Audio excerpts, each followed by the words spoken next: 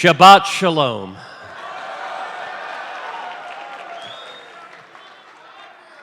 And God bless the RJC.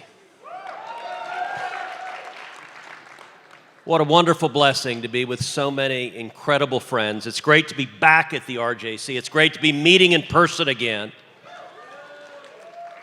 And I got to say at the outset, this is the first RJC meeting we've had without Sheldon Adelson. And I will say, what an extraordinary patriot. What a warrior. What a man who loved America, who loved Israel, and was willing to stand and fight in the face of whatever slings and arrows would come his way. You know, it says something that he became a one-word name. Like Cher, Madonna, and the artist formerly known as Prince. When you simply reference Sheldon, you knew you had a leader who would stand and fight. I'll tell you, this afternoon I saw Miriam. Miriam is fiercely committed to continuing to fight for our nation, for Israel, and for freedom across this nation.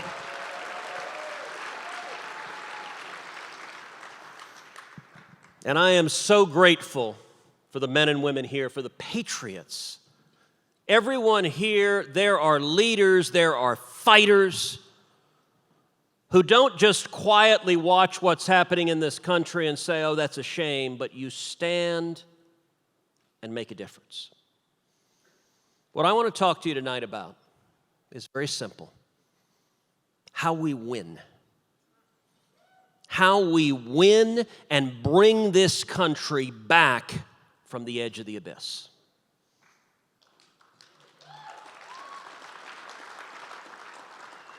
I'm going to talk about three things: substance, message, and tactics. Let's start with substance.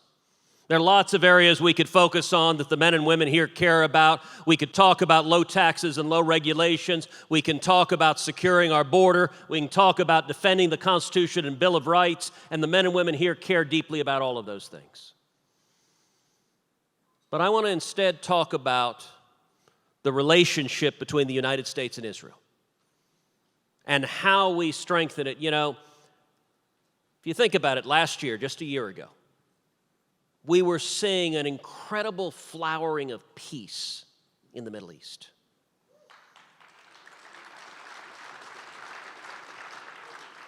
We were seeing the historic Abraham Accords signed, Arabs and Israelis coming together in peace and harmony.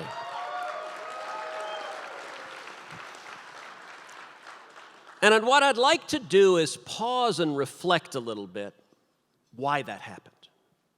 Why the Abraham Accords came to pass. Look, for decades, administrations of both parties, Democrats and Republicans, had a studious ambiguity with regard to Israel and the Palestinians. They deliberately blurred the lines. They deliberately had on the one hand, on the other hand.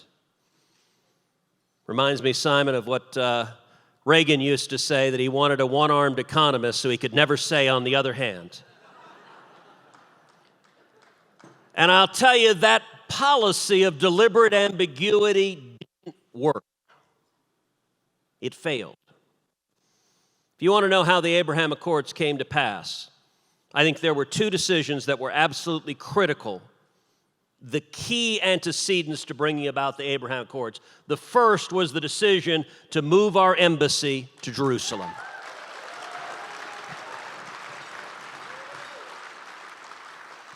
Now, I'll tell you, in the Trump administration, there was a massive battle over whether to move the embassy. Both the State Department and the Defense Department argued against it. Both State and Defense said, do not move the embassy. It will enrage the enemies of Israel. I engaged actively, directly, and repeatedly with the president, among other things saying, like the enemies of Israel are so happy with us to begin with. And there were voices that said, if you want peace in the Middle East, you can't do this. And I'll tell you, I urged the president, I said, look, if we want to see peace, Nothing produces peace more than clarity, than absolute clarity. And when we move the embassy, it will be seen by our friends and our enemies as saying, America stands unambiguously with the state of Israel.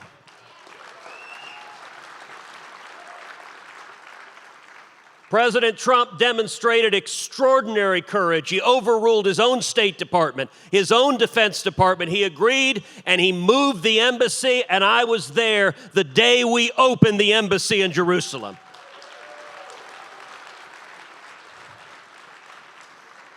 There are a lot of folks here who were there then. Phil, you were there. Ron, you were there. People dancing in the streets of Jerusalem. The joy, the celebration.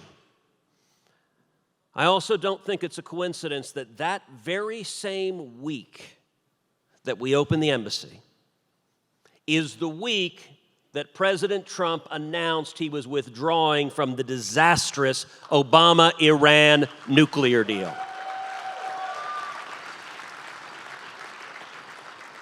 That was, I believe, the single most important foreign policy decision of the entire Trump presidency. And the battle lines were identical. On pulling out of the Iran deal, both state and defense were opposed. Both argued passionately, we can't pull out of the deal.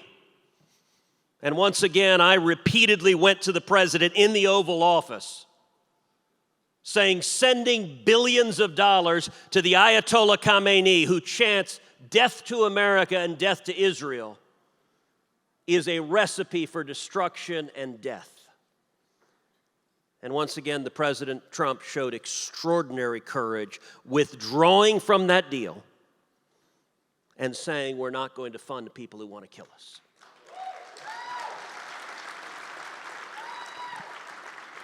Now, why were those decisions the antecedents to the Abraham Accords? Well, I can tell you, when the Abraham Accords were signed at the White House, I spoke with the foreign ministers and the ambassadors of UAE, Bahrain. They said virtually word for word the same thing. They said, Ted, it is now clear that the United States stands unambiguously with Israel. We want to be friends with America, therefore we will be friends with Israel.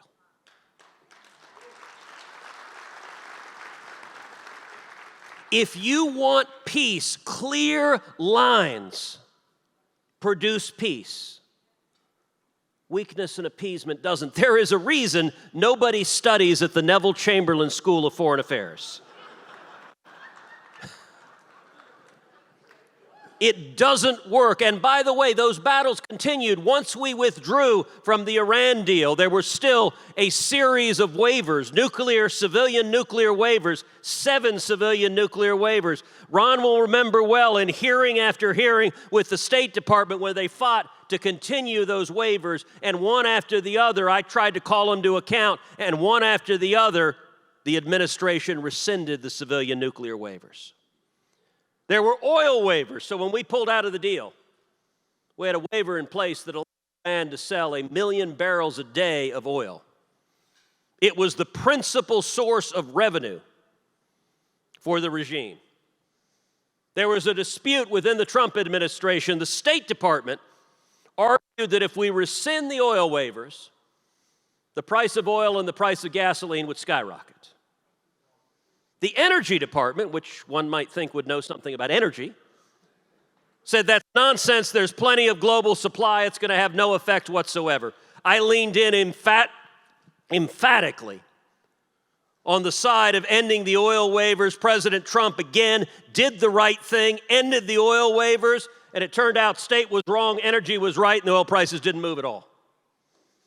But the Ayatollah found billions of dollars that had been available for terrorism disappear. Now, that clarity, those fights mattered.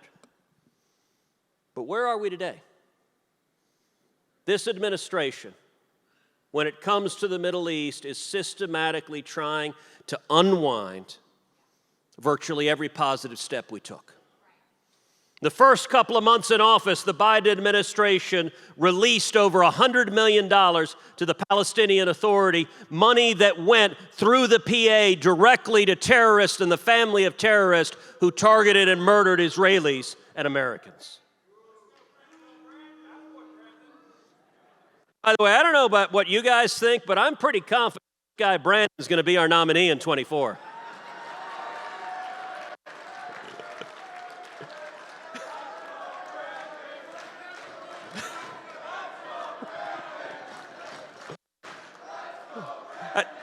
I don't know if any of y'all have seen the meme online. There's a great meme. It has Obama and Biden. They're sitting in the Oval Office.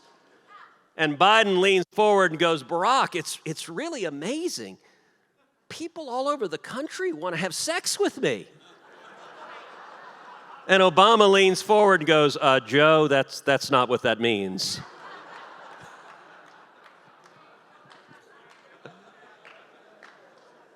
But we are seeing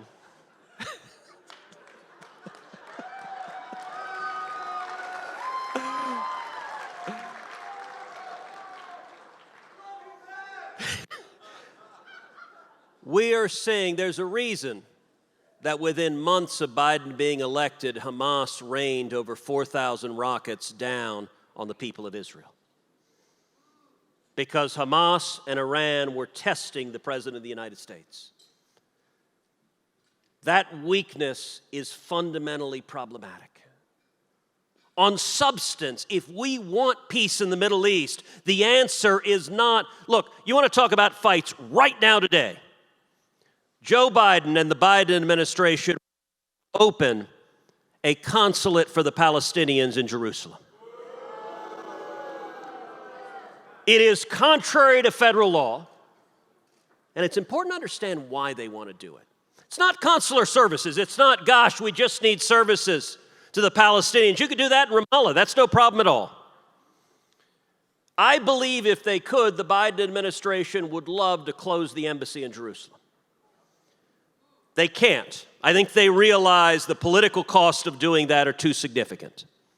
So if they can't lower our support for Israel's sovereignty, instead what they will do is elevate the Palestinians' claims to Jerusalem, and the entire reason they want a consulate in Jerusalem is to undermine Israel's claims to sovereignty in Jerusalem, the once and indivisible, eternal capital of Israel.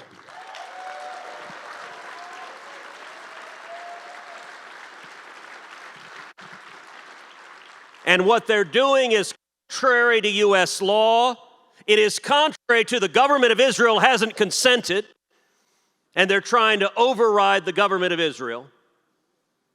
And it's dangerous. I'll tell you another fight we're in the middle of right now, this week. Joe Biden's nominee to be Assistant Secretary of State for Middle East, a woman named Barbara Leaf. I sent a whole series of questions to her. Let me tell you 3 that she refused to answer. Number 1, I asked her, so the Biden State Department, in writing, directed employees of the State Department, do not utter the words Abraham Accords. Instead, you are to call them normalization agreements. Biden's ambassador to the UN did an entire event on the Abraham Accords in which she refused to utter those words.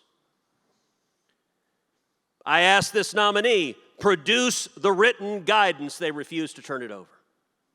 Why? Because they don't want to defend it. You got to understand why they don't want to say Abraham Accords.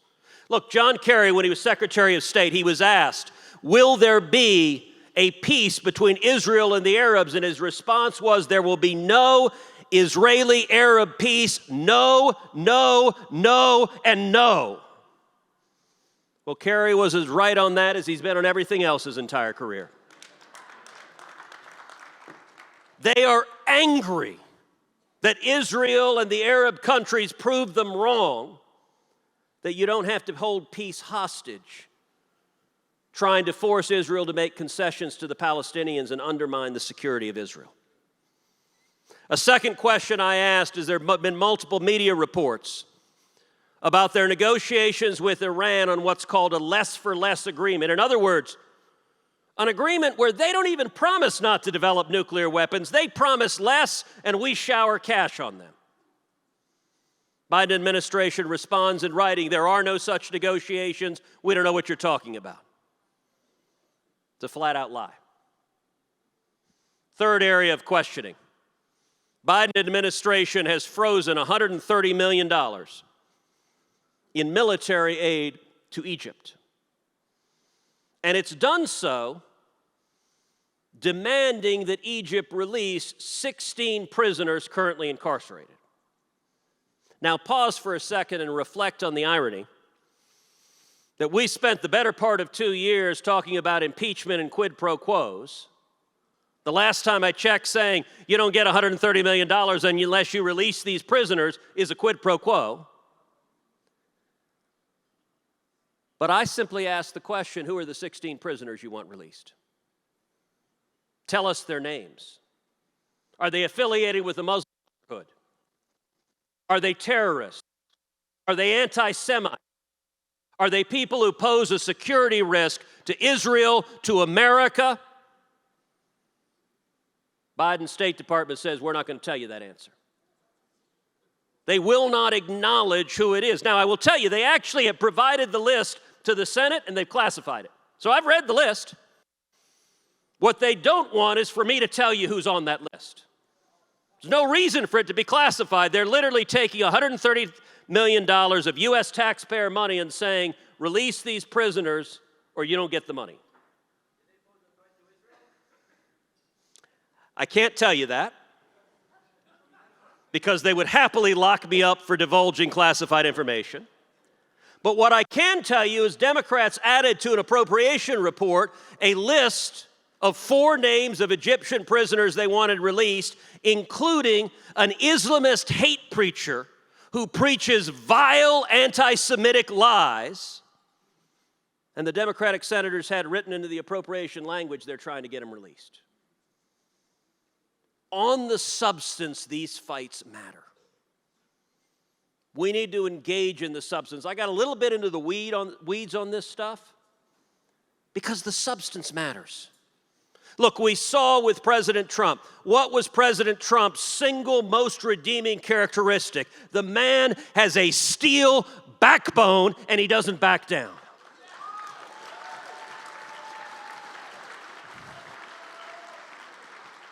After years of Republicans scared of their own shadows, there's a reason we celebrate a leader who's willing to stand and fight. How do we win? We stand and fight and engage on substance. What about number 2, messaging?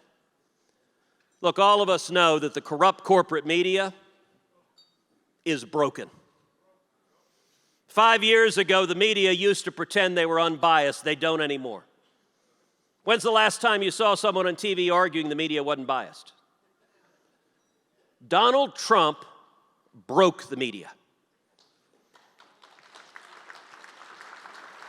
They hate him so much, they foam at the mouth. So our answer isn't to surrender and say, well, the corporate media is broken, so there's nothing we can do. Our answer is to go around them. Our answer is to go to the American people. Last year, January of last year, I launched a podcast. Podcast is called Verdict with Ted Cruz. We launched it the first day of the first impeachment trial. We did it. Trial ended at midnight. We got in a truck, headed to the studio, recorded it that night, live, put it out. Every night as the trial ended. Within a couple of weeks, it became the #1 ranked podcast in the world. We've had over 30 million downloads. I do it every week. We get more viewers than CNN gets on their morning show. So I'm going to ask you guys something. All right, everyone under 40, subscribe to the podcast. Everyone over 40, find your kids, find your grandkids, ask them to subscribe you to the podcast. We need to find ways to communicate that go straight to the people and cut the corporate media out. And third, I want to talk about tactics.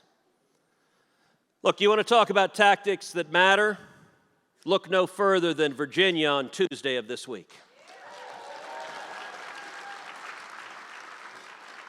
I'll tell you, Glenn Youngkin is someone I know well. Early in that race, I endorsed Glenn early. I went on the road with Glenn. I campaigned with him across the state of Virginia. For 2 solid days, we did rallies all across the state of Virginia, turning people out to win.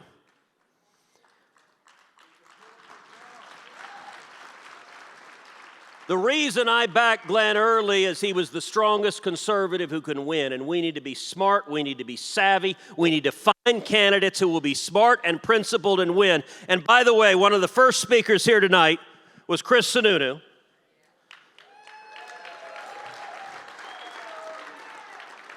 Every person here needs to come up to Chris and say, "Governor is great, but you need to run for Senate."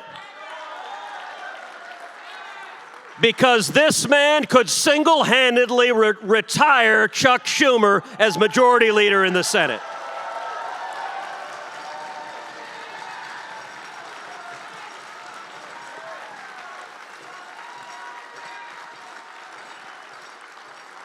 And I got to tell you, the Sununu finance team that is gathered here today, you want to have smart tactics?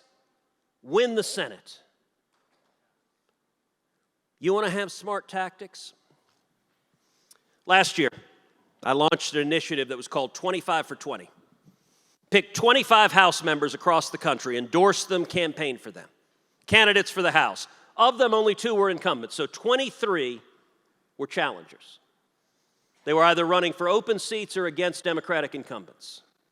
Campaigned for them, did rallies for them, turned people out for them, and raised money, raised about $3.5 million for those 25 candidates.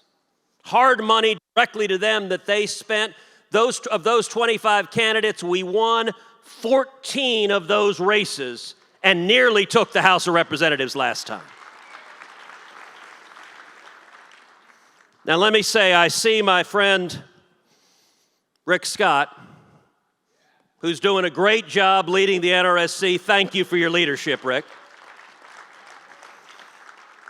I got to tell you, I can't wait till January of 2023 when Rick and I are walking the hallway in the Capitol along with newly elected Senator Sununu.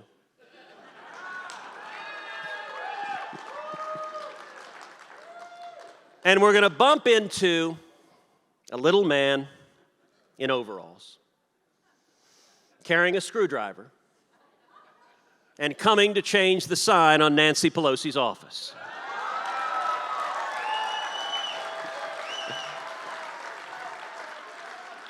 And Nancy's going to get on her broom.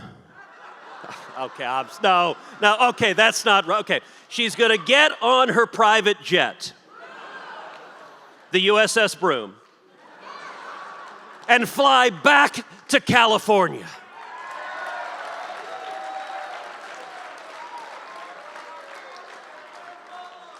And then, Ari, we're going to tell Joe Biden it's 2025, and he's just going to go back to Delaware.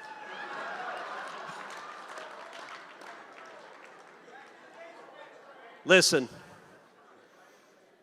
we are going to pull this country back. There's reason to be optimistic. Let me tell you, the corrupt corporate media, the Democrats, they want us to give up hope.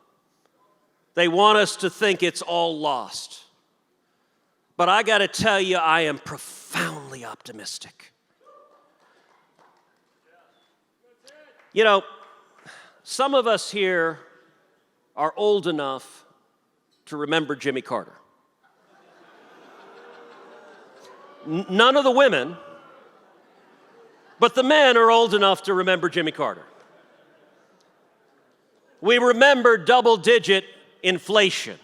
We remember 21% interest rates. We remember gas lines around the block. We remember our hostages in Iran for 444 days while the president wrung his hands and sent a rescue team that crashed in the desert with no opposing fire. We remember the president putting on a sweater saying, "Turn down the thermostat, accept malaise," that we can never beat the Soviet Union. Right now today in Georgia, Jimmy Carter is looking at Washington and saying, "Yes, not worst president ever."